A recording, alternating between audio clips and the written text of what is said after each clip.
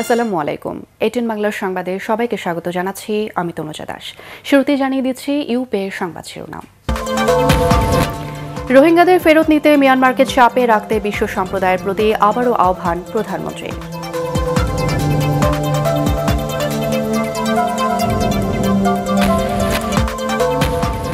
বিকেলে বসছে চলতি সংসদের সম্ভাব্য শেষ অধিবেশন। সড়ক পরিবহন ও ডিজিটাল নিরাপত্তা আইন সহ পাশ হতে পারে 21টি বিল।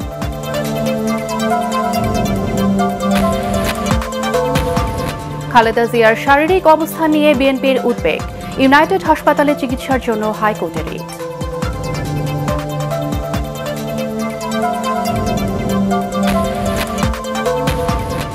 রাজধানীর তেজগাঁও কেন্দ্রীয় গুদাম থেকে পাচারের সময় 175 টন খাদ্যশস্য জব্দ, ব্যবস্থাপক সহ 2 জন আটক।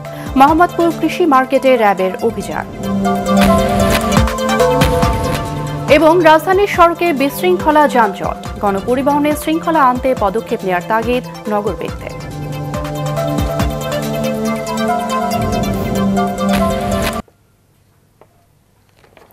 শুনছিলেন ইউপের সংবাদ শিরোনাম। সংবাদে এছাড়াও থাকছে পর্যটকদের কাছে জনপ্রিয় হয়ে উঠছে চট্টগ্রামের সীতাকুণ্ড।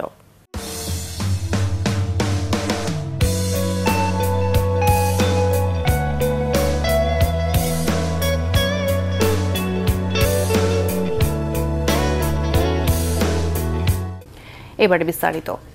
রোহিঙ্গাদের ফিরিয়ে নেওয়ার চুক্তি বাস্তবায়নে মিয়ানমারের উপর চাপ অব্যাহত রাখতে আন্তর্জাতিক সম্প্রদায়ের প্রতি আবারও আহ্বান জানিয়েছেন প্রধানমন্ত্রী শেখ হাসিনা। সকালে রাজধানীর একটি হোটেলে আইডিবির আঞ্চলিক কার্যালয়ের উদ্বোধনী অনুষ্ঠানে এই আহ্বান জানান তিনি। এ সময় জলবায়ু পরিবর্তনের প্রভাব মোকাবেলায় উন্নত দেশগুলোর আর্থিক সহযোগিতার প্রতিশ্রুতি বাস্তবায়নের ঘাটতির কথা স্মরণ করিয়ে দেন প্রধানমন্ত্রী। আরও জানাচ্ছেন নিয়াজ জামান সজীব। 1973 সালে প্রতিষ্ঠিত ইসলামিক ডেভেলপমেন্ট ব্যাংক আইডিবির ঢাকাস্থ আঞ্চলিক কার্যালয় স্থাপিত হল আগারগাঁওয়ে। রাজধানীর একটি হোটেলে এই কার্যক্রম উদ্বোধন করেন প্রধানমন্ত্রী শেখ হাসিনা। এ সময় তিনি আশা করেন এর ফলে বাংলাদেশের সাথে আইডিবির সম্পর্ক এবং অংশীদারিত্ব আরও সুসংহত হবে। তিনি বলেন, অর্থনীতির নানা সূচকে প্রতিবেশী অনেক দেশের চেয়ে এগিয়ে আছে বাংলাদেশ। পরিবেশ, বন ও জলবায়ু পরিবর্তন সেক্টরে বিনিয়োগের চাহিদা, বর্তমান অবস্থা ও ঘাটতি পর্যালোচনা করার জন্য কান্ট্রি ইনভেস্টমেন্ট প্ল্যান 2016 থেকে 2021 প্রস্তুত করা হয়েছে।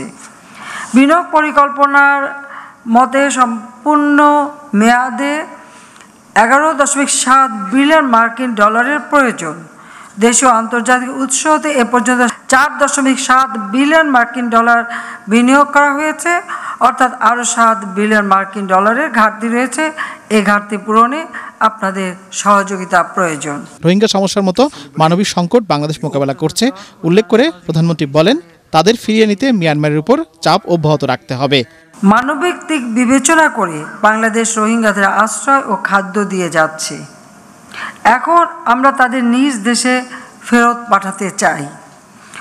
বলপূর্বক বাস্তুচ্যুত মিয়ানমারের রোহিঙ্গা জনগোষ্ঠীকে নিরাপদ ও স্থায়ী প্রত্যাবর্তনের জন্য বাংলাদেশ ও মিয়ানমারের মধ্যে দ্বিপাক্ষিক চুক্তিও স্বাক্ষর করা হয়েছে।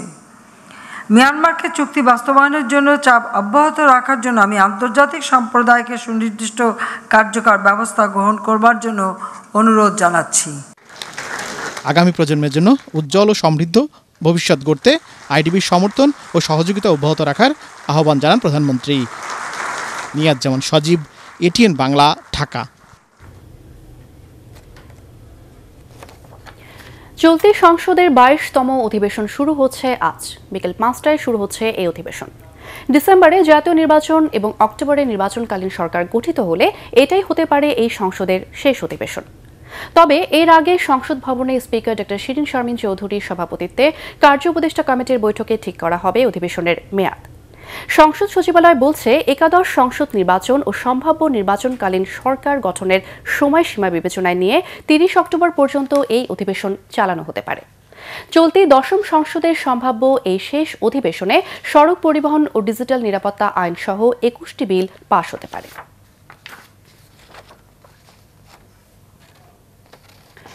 বেগম খালেদা জিয়ার শারীরিক অবস্থা নিয়ে উদ্বেগ জানিয়ে তাকে দ্রুত মুক্তি দিয়ে বিশেষায়িত হাসপাতালে চিকিৎসার দাবি জানিয়েছে বিএনপি।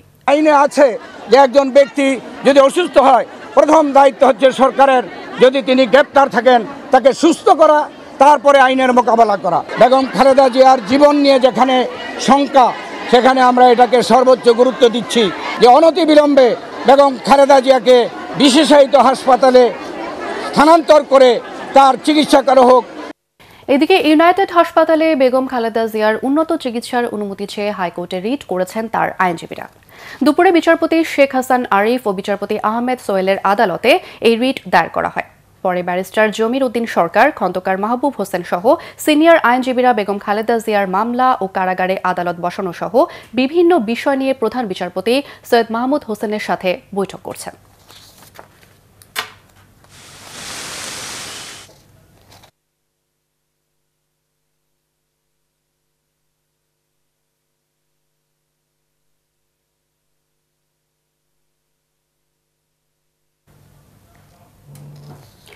নির্বাচন সামনে রেখে খালেদা জিয়াকে হত্যা চেষ্টার কথা বলে বিএনপি ইস্যু তৈরির পায়তারা করছে বলে মন্তব্য করেছেন বাণিজ্য মন্ত্রী তোফায়েল আহমেদ। সকালে কৃষিবিদ ইনস্টিটিউটে জাতীয় কনভেনশনের প্রথম অধিবেশন শেষে সাংবাদিকদের প্রশ্নের উত্তরে একথা বলেন তোফায়েল আহমেদ। কেন্দ্রীয় কারাগারে কর্নেল তাহেরকে হত্যার উদাহরণ দিয়ে তোফায়েল বলেন, বিএনপি হত্যার রাজনীতি করে, আওয়ামী লীগ নয়। ষড়যন্ত্রের পথ ছেড়ে নির্বাচনমুখী হতে বিএনপির প্রতি আহ্বান জানান আওয়ামী লীগের এই কেন্দ্রীয় নেতা।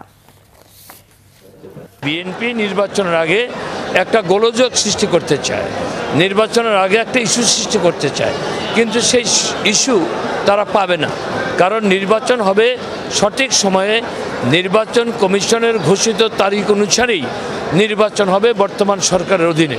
সুতরাং বিএনপির উচিত হবে নির্বাচনের প্রস্তুতি নিয়ে নির্বাচনে অংশগ্রহণ করা।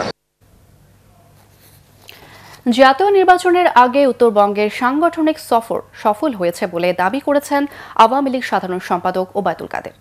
সফর শেষে রংপুর ছাড়ার আগে সৈয়দপুর বিমানবন্দরে সংবাদ সম্মেলনে একথা বলেন তিনি। এই কর্মসূচিতে জনগণের স্বতঃস্ফূর্ত অংশগ্রহণ দেখে বিএনপি আগামী নির্বাচনে জয়ী হওয়া নিয়ে আশাহত হয়েছে বলেও মন্তব্য করেন সেতুমন্ত্রী। আওয়ামী লীগ নেতাদের এই সফরের কারণে ট্রেন যাত্রীদের ভোগান্তি হয়নি দাবি করে ওবায়দুল কাদের বলেন, এই নিয়ে একটি মহল বিভ্রান্তি ছড়াচ্ছে। তিনি জানান, পোস্তগোলা থেকে ফরিদপুরের ভাঙ্গা পর্যন্ত পদ্মা সেতুর সংযোগ সড়ক আগামী মাসে উদ্বোধন করা হবে।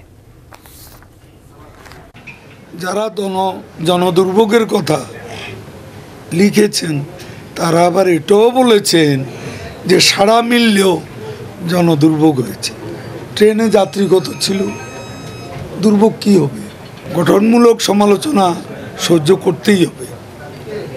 আর সমালোচকরাই যদি কনস্ট্রাকটিভ ক্রিটিসিজম হয়, তারা আমার সবচেয়ে বড় বন্ধু।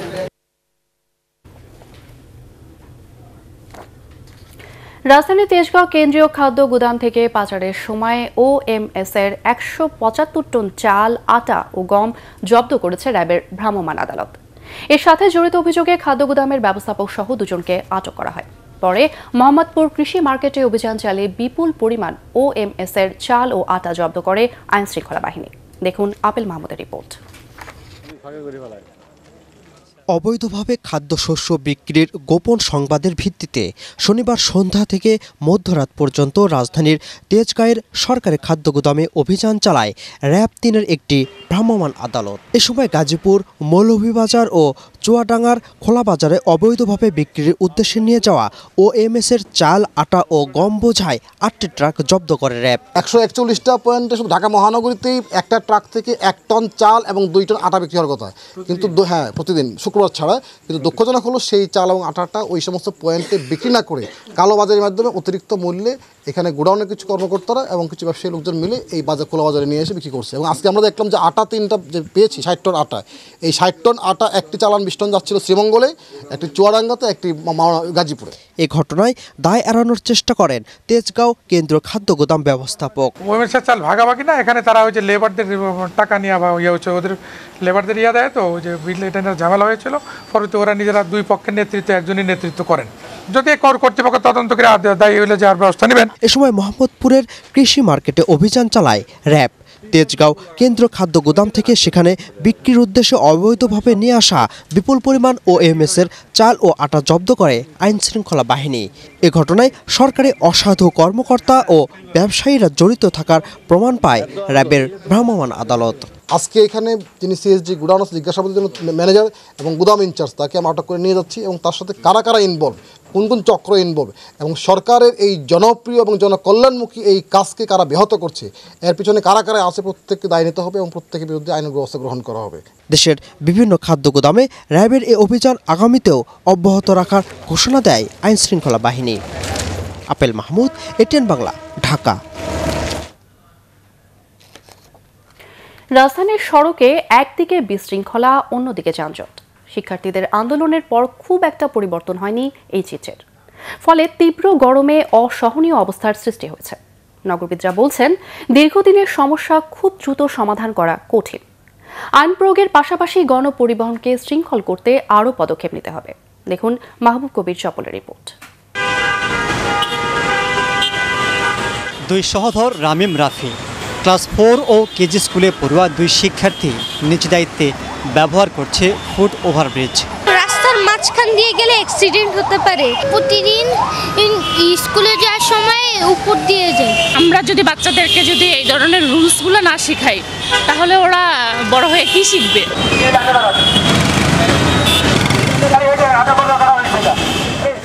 তবে বিপরীত চিত্রও আছে। স্বেচ্ছাসেবীদের সতর্কতামূলক মাইকিংয়ের পরও যত্রতত্র রাস্তা পার হচ্ছেন অনেকেই। একটু ক্লিয়ার দেখে আইছিলাম এন্দা, আমি যাবো এই সিগন্যাল ছাড়ছে দেখে এদিকে যাবো। আরো অনেক বেশি ইমপ্রুভের দরকার আছে, এখনো অনেকটা দরকার, কারণ এখনো অ্যাক্সিডেন্ট হয়। আমি চাই যে সবকিছু একদম আইন মতো হোক। কিছু ব্যবস্থা নেবার পরও কেন রাস্তায় শৃঙ্খলা ফিরছে না? আইন মানার যে সংস্কৃতিটা, সেটা কিন্তু শিশুকাল থেকে শিক্ষা দিতে হয়। আমাদের কারিকুলামে কিন্তু এই ট্রাফিক আইনটাকে নিয়ে আসতে হবে। আর এর বাইরে গিয়ে আমাদের যারা আইন প্রয়োগকারী যারা সংস্থা আছেন, তাদেরকে কিন্তু এই বার্তাটা ক্রমাগত দিয়ে যেতে হবে। অন্যদিকে যানজটের মাত্রা বেড়ে চলেছে। ফলে গন্তব্যে যেতে ঘন্টার পর ঘন্টা বসে থাকতে হচ্ছে নগরবাসীকে। এ নিয়ে গণমাধ্যমে বহু সংবাদ হয়েছে। পরিকল্পনাবিদরাও নানা পরামর্শ দিচ্ছেন, কিন্তু অবস্থার খুব একটা পরিবর্তন হচ্ছে না। আমরা পরামর্শ দিই, কিন্তু সেটা শোনা না, যে কেন সরকার শুনছে না সেটা আমাদেরও প্রশ্ন। বিশেষ করে পদচারী ভিত্তিক যে আমাদের ট্রান্সপোর্ট পরিকল্পনা করা, পেডেস্ট্রিয়ান ফ্রেন্ডলি রাস্তা তৈরি করা এবং মানুষকে হাঁটার সুযোগ করে দেওয়া, এগুলো কিন্তু অল্প ব্যয়ই করা সম্ভব। এবং বাস রুট নেটওয়ার্কের ফ্র্যাঞ্চাইজিংয়ের মাধ্যমে বাস স্টপেজগুলো ঠিক করা এবং মানুষকে গণপরিবহনে উদ্বুদ্ধ করা।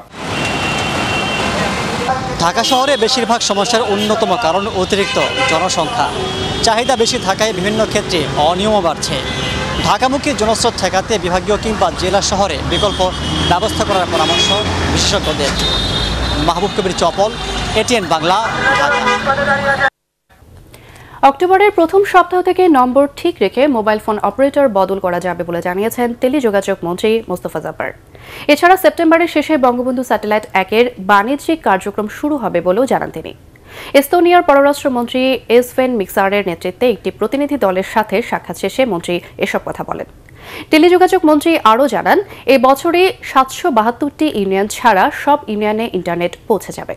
তিনি বলেন, সরকারের কাছ থেকে যে মূল্যে অপারেটররা ইন্টারনেট কেনে, সে তুলনায় গ্রাহকদের গুনতে হয় অনেক বেশি অর্থ। এই বিষয়ে ইন্টারনেট টেলিকমিউনিকেশন ইউনিয়ন ITU এর একটি রিপোর্ট BTRC-তে এসেছে। রিপোর্টটি মন্ত্রণালয়ে আসার পর ইন্টারনেট চার্জ কমিয়ে নতুন দাম নির্ধারণ করবে সরকার।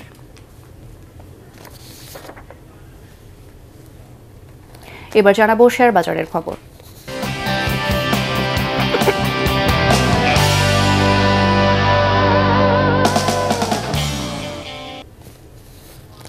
বাংলাদেশ সিকিউরিটিজ অ্যান্ড এক্সচেঞ্জ কমিশনের 25 বছর পূর্তি উপলক্ষে আগামীকাল সংবাদ সম্মেলনের আয়োজন করা হয়েছে। দুপুর 12টায় আগারগাঁয়ে BSECর নিজস্ব ভবনের মাল্টিপারপাস হলে এই সংবাদ সম্মেলন অনুষ্ঠিত হবে।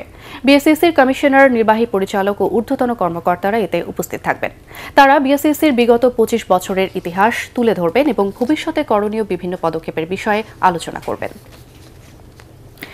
তালিকাভুক্ত 8টি মিউচুয়াল ফান্ডের শেয়ার লেনদেন আগামীকাল বন্ধ থাকবে। ফান্ডগুলো হলো ICB AMCL first Agrani bank mutual fund, ICB AMCL Sonali bank limited first mutual fund, IFIL Islamic mutual fund 1, ICB AMCL তৃতীয় NRB mutual fund, Phoenix finance first mutual fund, prime bank first, ICB AMCL mutual fund, ICB employees provident mutual fund 1, scheme 1 এবং ICB AMCL দ্বিতীয় mutual fund.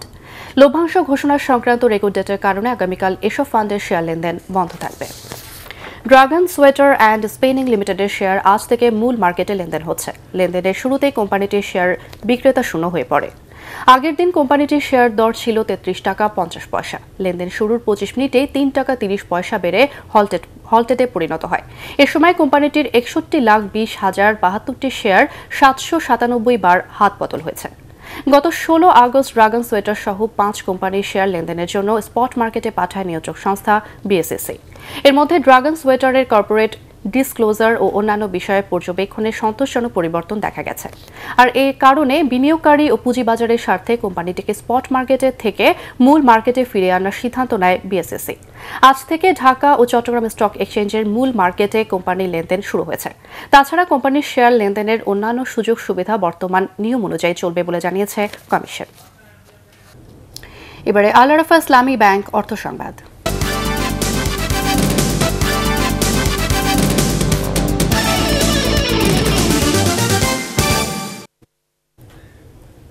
চট্টগ্রামের সীতাকুণ্ড প্রাকৃতিক সৌন্দর্যে ভরপুর।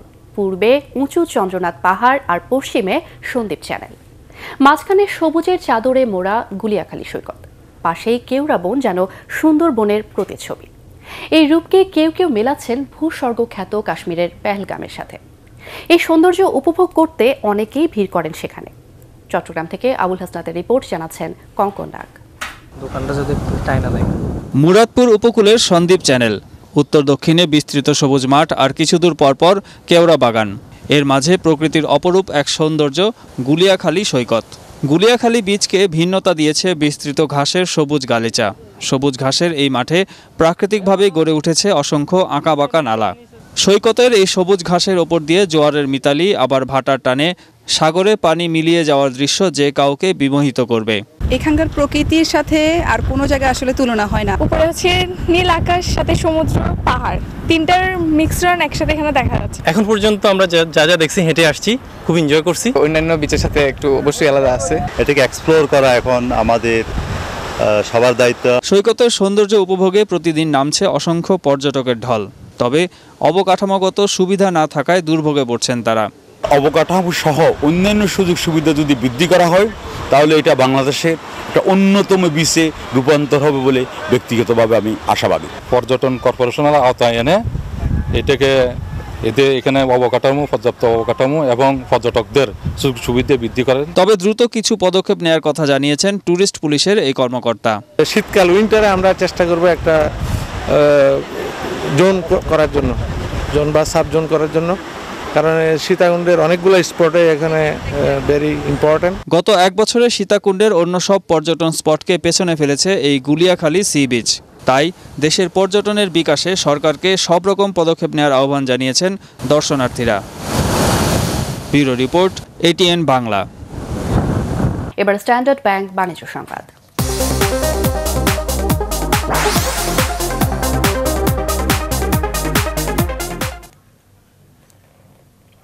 ব্রাহ্মণবাড়িয়ায় জনপ্রিয় হয়ে উঠছে টার্কি মুরগি পালন।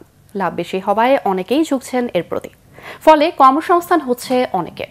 ব্রাহ্মণবাড়িয়া থেকে ইউসাক সুমনের রিপোর্ট, জানাচ্ছেন কবির হাসনাইন। ব্রাহ্মণবাড়িয়ার চিনাই গ্রামের বিদেশ ফেরত গ্রামের জীবন বদলে দিয়েছে টার্কির খামার। ওয়েবসাইট ও ইউটিউবে দেখার পর স্ত্রীকে সাথে নিয়ে টার্কি মুরগি পালন শুরু করেন তিনি। 20টি টার্কি দিয়ে খামার শুরুর পর এখন তার সংখ্যা 300। খামার থেকে প্রতি মাসে ভালো আয় হয় বলে জানান ইকরাম। বাংলাদেশের বিভিন্ন ডিস্ট্রিক্ট থেকে লোকজন এখন ব্রাহ্মণবাড়িয়াতে আসে টার্কি নেওয়ার জন্য। 100 আছে আমার প্যারেন্টস, যেগুলো থেকে আমি ডিম উৎপাদন করি, আর 200 আছে আমার মাংসর জন্য, যেগুলোতে আমি শুধু মাংস বিক্রয়ের জন্য। এটা আমরা করে লাভবান হচ্ছে এটাই যে আমাদের যে আর্থিক সমস্যা ছিল এগুলো সব দূর হয়ে গেছে। এই টার্কি দিয়ে আমরা অনেক কিছু করতে পারতেছি এখন। জেলার 26টি খামারে প্রায় 5,500 টার্কি রয়েছে। একটি টার্কি মুরগি 10 থেকে 12 কেজি ওজনের হয়ে থাকে। শারীরিক বৃদ্ধির ক্ষেত্রে তেমন কোনো কৃত্রিম খাবারের প্রয়োজন পড়ে না। এছাড়া সব ধরনের আবহাওয়ার সাথে খাপ খাইয়ে নিতে সক্ষম টার্কি। এর মাংস পুষ্টিগুণ সমৃদ্ধ ও খেতে সুস্বাদু হওয়ায় বাজারে দিন দিন এর চাহিদা বাড়ছে। এটা শীত গরম সবসময় এটা করে দেয়, এটা সহ্য করতে পারে। প্রধান খাদ্য হলো সবজি খাবার। এই সবজি খাবার কচুরি ফেনা, ঘাস, লতা পাতা, এগুলো সব কিছু খাই। কোলেস্টেরল লেভেলের পরিমাণ খুব কম থাকে, সেই জন্য এটা স্বাস্থ্য ঝুঁকি নাই বললেই চলে। এছাড়া ইউরোপ সহ অন্যান্য দেশে এটা প্রচুর চাহিদা আছে, বাংলাদেশে এর চাহিদা দিন দিন উত্তরোত্তর বৃদ্ধি পাচ্ছে। টার্কি মূলত উত্তর আমেরিকার একটি পাখি। তুরস্কের কিছু ব্যবসায়ী ইউরোপে প্রথম এর বাজারজাত শুরু করে। পরবর্তীতে দেশটির নামানুসারে পাখিটি টার্কি নামে পরিচিতি লাভ করে। Bureau report, ATN Bangla. এবারে পাটেক্স খেলার খবর।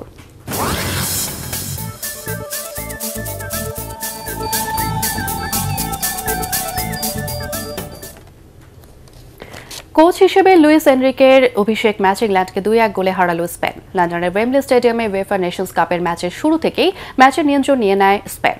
তবে 11 মিনিটে মার্কাস রাশফোর্ডের গোলে উল্টো এগিয়ে যায় স্বাগতিকরা। অবশ্য 2 মিনিটের মধ্যে রদ্রিগোর ক্রস থেকে ম্যাচের সমতা ফেরান সৌল নিগুয়েস। আক্রমণ পাল্টা আক্রমণের পর 25 মিনিটে রদ্রিগোর গোলে এগিয়ে যায় স্প্যানিশরা। হ্যারিকেন, রাশফোর্ডরা কয়েকটি সুযোগ নষ্ট না করলে ম্যাচের ফলাফল অন্যরকম হতে পারত। আর ইসকো, আসানসিও কিংবা আসপাস ব্যবধান আর বাড়াতে না পারায় 2-1 গোলের জয় নিয়ে মাঠ ছাড়ে লারোসরা। ম্যাচের শুরু থেকে স্পেন অধিনায়ক সার্জিও রামোসকে দুয়ো দিয়েছেন ইংলিশ দর্শকরা। গেল মৌসুমে চ্যাম্পিয়ন্স লিগের ফাইনালে লিভারপুলের মোহাম্মদ সালাহকে ফাউলের পর থেকেই গোটা ইংল্যান্ডের শত্রু বনে যান রামোস। সেরেনা উইলিয়ামসকে 6-2-6-4 গেমে হারিয়ে ইউএস ওপেন টেনিসের শিরোপা জিতলেন নাওমি ওসাকা। এটি কোনো জাপানিজ খেলোয়াড়ের টেনিসের প্রথম বড় কোনো শিরোপা জয়। আর্থার অ্যাশ স্টেডিয়ামে মার্কিন সমর্থকরা অপেক্ষায় ছিলেন সেরেনার আরেকটি শিরোপা জয় দেখার। এই ফাইনাল জিতলে মার্গারেট কোর্টের 24টি গ্র্যান্ড স্লাম শিরোপা জয়ের রেকর্ডে ভাগ বসাতেন সাবেক এই নাম্বার 1। কিন্তু পয়েন্ট নিয়ে রেফারির সাথে বাক বিতণ্ডায় পয়েন্ট কেটে নেয়ার পর মনোসংযোগ হারিয়ে বসেন তিনি। এই সুযোগে চমৎকার খেলে সরাসরি 2 সেটে সেরেনাকে পরাজিত করেন জাপানি তরুণী ওসাকা। শেষ করার আগে ইউপের সংবাদ শিরোনাম জানিয়ে দেব আরও একবার। রোহিঙ্গাদের ফেরত নিতে মিয়ানমারকে চাপে রাখতে বিশ্ব সম্প্রদায়ের প্রতি আবারও আহ্বান প্রধানমন্ত্রীর।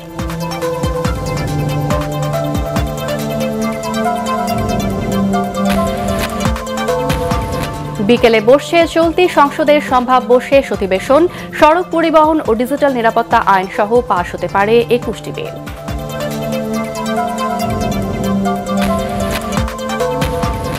খালেদা জিয়ার শারীরিক অবস্থা নিয়ে বিএনপির উদ্বেগ। ইউনাইটেড হাসপাতালে চিকিৎসার জন্য হাইকোর্টে রিট।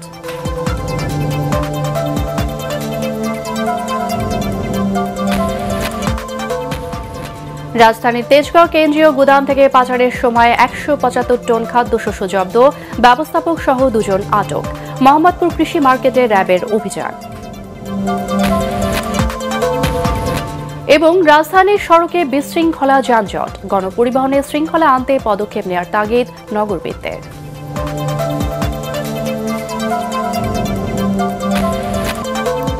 আর এই ছিল এখনকার সংবাদ। আমাদের এটিএন বাংলার সংবাদ ইউটিউবে দেখতে ব্রাউজ করুন www.youtube.com/ATN News এবং সাবস্ক্রাইব করে এটিএন বাংলার সাথেই থাকুন।